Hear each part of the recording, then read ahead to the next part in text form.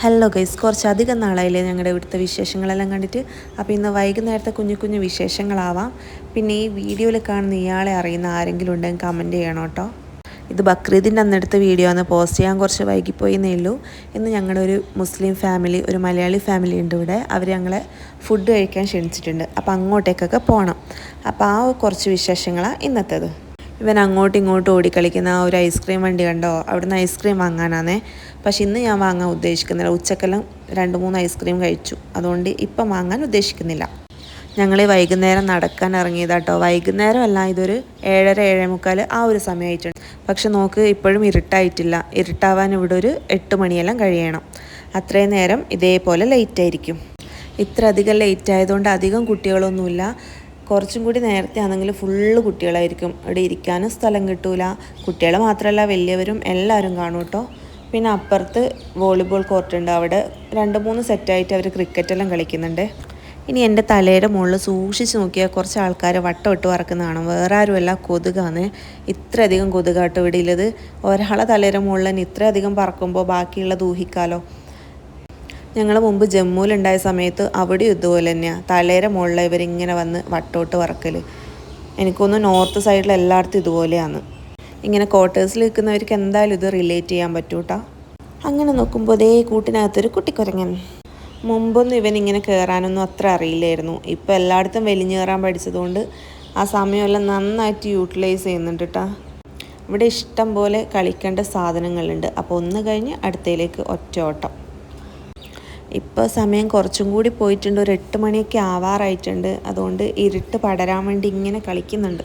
അങ്ങനെ നോക്കുമ്പോഴത്തേക്ക് 4 ഹിന്ദി പെണ്ണുങ്ങൾ അവിടെ കുടുംബശ്രീ കൂടുന്നുണ്ട്. ഇവിടെ എന്ന് വെച്ചാൽ വൈകുന്നേരം ഒരു 5:30 ആ ഒരു സമയത്തൊക്കെയാണ് പെണ്ണുങ്ങൾ പുറത്തിറങ്ങുക. കാരണം പാല് വാങ്ങാൻ വേണ്ടി പുറത്തേക്ക് പോകണം.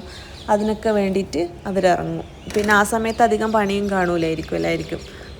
അപ്പോൾ ആ ഒരു സമയത്ത് വന്ന് കുറേ ഇരുന്ന് വർത്താനമൊക്കെ പറഞ്ഞ് നടക്കുകയൊക്കെ ചെയ്ത് ഈ ഒരു സമയമാകുമ്പോഴത്തേക്ക് എല്ലാവരും വീട്ടിൽ കയറിയിട്ടുണ്ടാവും. പക്ഷെ ഞങ്ങൾ വരാൻ ലേറ്റ് ആയതുകൊണ്ട് ഇപ്പോൾ ആരുമില്ല. ഞങ്ങൾക്ക് സ്വതന്ത്രമായി വിഹരിക്കാവുന്ന അത്രയും ഇവിടെ സ്ഥലമുണ്ട്. ഇവിടെ പാർക്കിൽ കുട്ടികൾക്ക് കളിക്കേണ്ട മാത്രമല്ല, ബാക്കിയുള്ള ചെറുതായിട്ടുള്ള ജിം സെറ്റപ്പൊക്കെ ഉണ്ട്. എല്ലായിടത്തും എല്ലാ ആർമി ക്യാൻഡിലും ഇതുപോലെ ഉണ്ടാവും.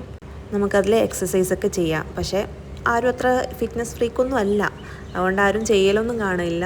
ജസ്റ്റ് പിള്ളേർ കളിക്കൽ മാത്രമേ ഉള്ളൂ അധികമായിട്ടും. അങ്ങനെ കളിയെല്ലാം കഴിഞ്ഞ് ഇപ്പുറത്തെ സൈഡിലേക്ക് നോക്കുമ്പോഴത്തേക്കുണ്ട് സിദ്ധു സ്വന്തം അമ്മേനെ എയറിലാക്കി നിർത്തിയിട്ട്. നമ്മളൊക്കെ വന്നിട്ട് ഇത്രയും നാളായിട്ടും ഇപ്പോഴാട്ടോ ഇതിലെല്ലാം കയറുന്നത്. കാരണം നേരത്തെ പറഞ്ഞല്ലോ, ബാക്കി സമയത്ത് വന്നാൽ ഹിന്ദി പെണ്ണുങ്ങളുണ്ടാവും. അപ്പോൾ അവരിങ്ങനെ ഓരോ കുശു പറഞ്ഞുകൊണ്ടിരിക്കും. അതുകൊണ്ട് ഒന്നിലും കയറലൊന്നുമില്ല. ഞങ്ങളിങ്ങനെ വരും, ജസ്റ്റ് ഊഞ്ഞാലിൽ ഇരുന്നാലായി, അത്രയേ ഉള്ളൂ. ഇന്ന് ഞങ്ങൾക്ക് ഫ്രീ ആവാൻ വേണ്ടി നല്ല സമയം കിട്ടി. പിന്നെ അവൻ എന്നെ എയറിലാക്കാൻ നോക്കി, പക്ഷേ നടക്കുന്നില്ല എൻ്റെ വെയിറ്റ് കാരണം. അപ്പോഴേക്കും ഞങ്ങൾക്ക് വിളി വന്നു. ഒരു 8:15 ആയി. അപ്പം തിരിച്ച് പോവാമെന്ന് വിചാരിച്ചു. ഇനിയിപ്പോൾ എത്രയും പെട്ടെന്ന് അപ്പുറത്ത് നമ്മളെ മലയാളി ഫാമിലി വിളിച്ചിട്ടുണ്ടല്ലോ, അങ്ങോട്ടേക്ക് ഫുഡ് കഴിക്കാൻ പോവണ്ടേ. അപ്പം ഇനി കുളിച്ച് റെഡിയായിട്ട് കാണാം.